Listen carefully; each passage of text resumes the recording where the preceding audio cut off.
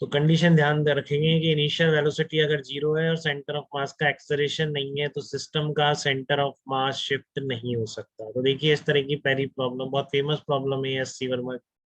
ठीक है, कि आपके यहाँ पर क्या है, एक बोट है और ये आपकी क्या है, एक पानी है। ठीक है, तो बोट पर क्या है, एक आदमी है 30 kg का, बोट का मास दे रखा है आपको 60 kg। A man of mass 30 kg is standing at the end A. Find out the displacement of boat when the man moves from end capital A to end capital B. ये man इस पर walk करता हुआ B point तक अगर पहुंच जाता है, तो भाग के पहुंच जाता है तो भी कोई दिक्कत नहीं। ठीक है, आपको ये मैन ए से लेकर बी तक अगर पहुंच जाता है तो ये बोट कितना शिफ्ट होगा। ठीक है, अब इसमें एक लाइन लिखना मैं भूल गया जो लिखी होती है कि आपका neglect the resistance offered by the water. Water जो इस पर हॉरिजॉन्टल डायरेक्शन में फोर्स लगा रहा है वो आपका नेग्लिजिबल है, तो लाइन जरूर ऐड कर लीजिएगा, ये पता नहीं कहाँ रहे।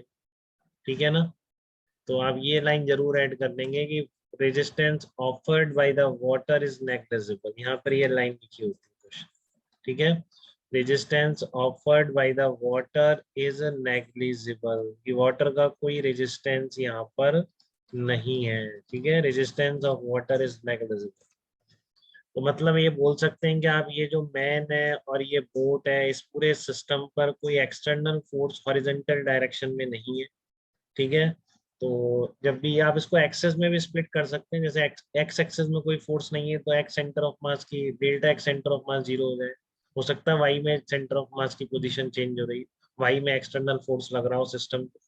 ठीक है, तो यहाँ पर हॉरिजॉन्टल डायरेक्शन में तो कोई ये नहीं है, तो इसलिए आपका सेंटर ऑफ मास का जो डिस्प्लेसमेंट है, ठीक है, that will definitely be equal to zero.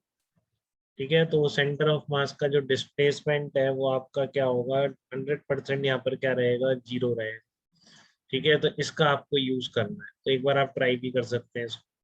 ठीक है, तो देखो आप कैसे करोगे इसको। तो दो तरीके हैं, या तो देखो आपको यहाँ पर पहुंच गया ये, तो बोट के रिस्पेक्ट में इस आदमी का डिस्प्लेसमेंट क्लियर है, आपको 10 मीटर है इस डायरेक्शन ए टू बी, ये बोट के रिस्पेक्ट में क्लियर है, इतना सबको समझना होगा। ठीक है, अरिहंत यही गलती करता है, इसलिए इससे वो वाली प्रॉब्लम नहीं हो रही है अभी भी। जो मंकी और लेटर वाली प्रॉब्लम थी अभी भी नहीं कर पा रहा है अरिहंत उसको। ठीक है, क्योंकि इसको रिलेटिव का फंडा नहीं समझ आता। तो यहाँ पर देखो बोट मूव कर रही है, ए से लेकर बी पॉइंट तक मूव कर रही है। ठीक है, तो ये जो डिस्प्लेसमेंट है 10 मीटर, ये बोट के रिस्पेक्ट में है, बोट खुद मूव कर जाएगी। ठीक है ना, बोट आपकी क्या होगी, खुद मूव कर जाएगी।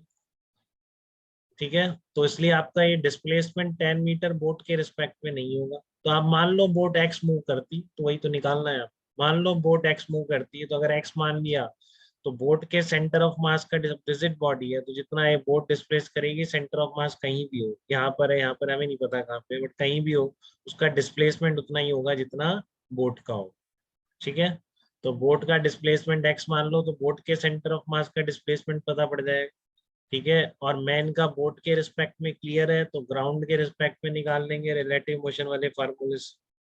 ठीक है ना, रिलेटिव मोशन वाले फार्मूले से आप किसके रिस्पेक्ट में निकाल देंगे, ग्राउंड के रिस्पेक्ट में निकाल देंगे। ठीक है, और delta x centre of mass को क्या कर देंगे, जीरो कर देंगे, कि सेंटर ऑफ मास का नेट डिस्प्लेसमेंट जीरो है। क्यों, क्योंकि देखो पूरे इनिशियल रेस्ट से स्टार्ट कर रहा है, पूरा सिस्टम में भी चलना शुरू करता है, सेंटर ऑफ मास के पास कोई इनिशियल वेलोसिटी नहीं थी।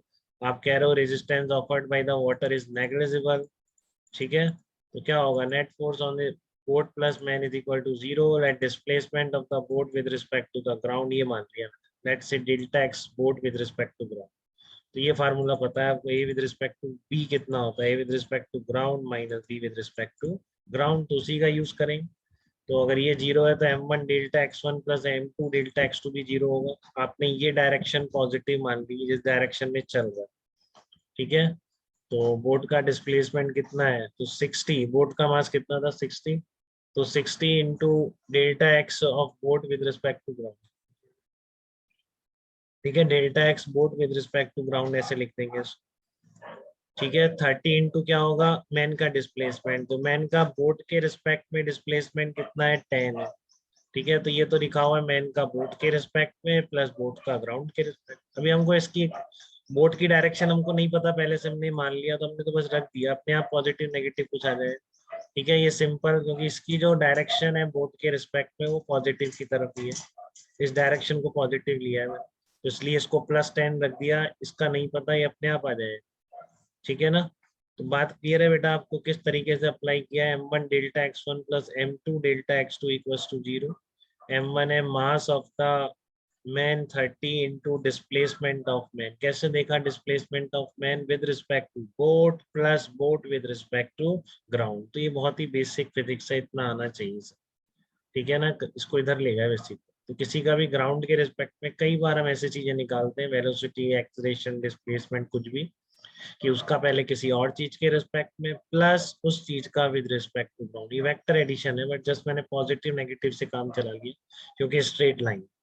ठीक है, तो यहाँ पर 10 आ गया, ये delta x boat with respect to ground आ गया, 60 into delta x boat with respect to ground equal to 0। Delta x boat with respect to ground common ले लो, तो अपने आप कितना आ जाएगा?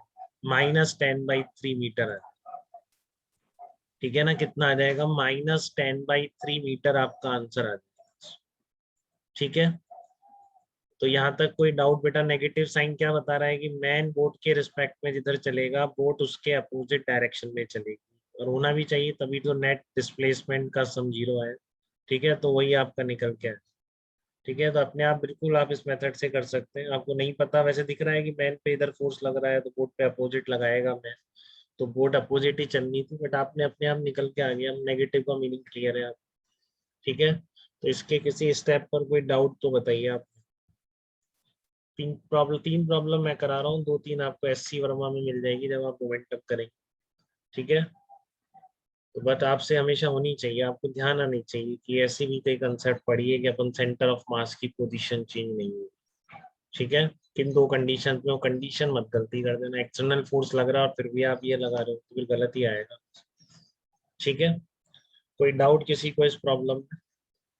सबको बात क्लियर है एकदम? मंच आप बताइए। यस सर, क्लियर है।